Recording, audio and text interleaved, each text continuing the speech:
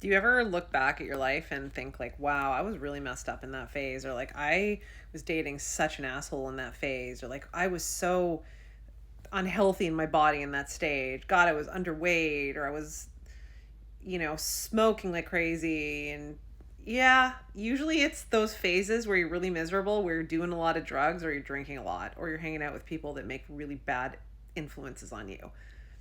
This is so real. The more that you just come into yourself and have less garbage that you attract and that you're putting into your system, the simpler and more easy to manage your life becomes. And you just are able to look back in retrospect and say, I was actually miserable then and I didn't know it.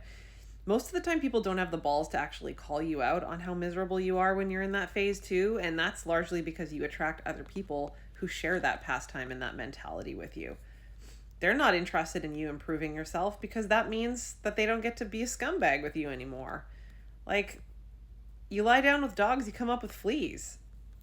I'm sorry to say. And those dogs with fleas can be some of your best friends and your family members. And unfortunately, when you decide to better your own life and really get on that quest for mental health, physical health, emotional awareness, spiritual connection, fitness, better career path, less toxic behavior, positive relationships, those people might start to fall by the wayside, unfortunately.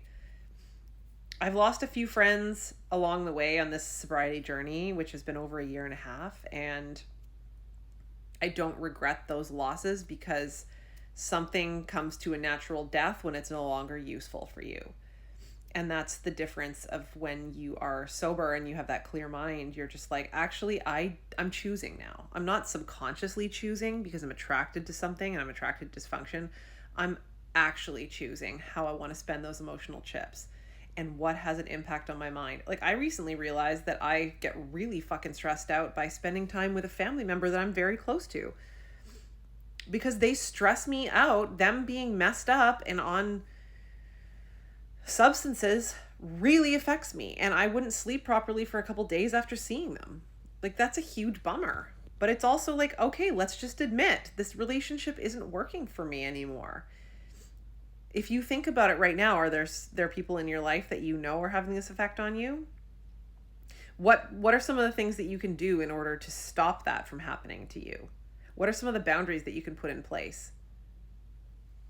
Right? It's a phenomenal exercise in self-preservation, and not just preservation, but betterment, self-betterment, which is really the goal of life, isn't it? To be in a positive mindset and a healthy body and attract good things on this planet for you and your family.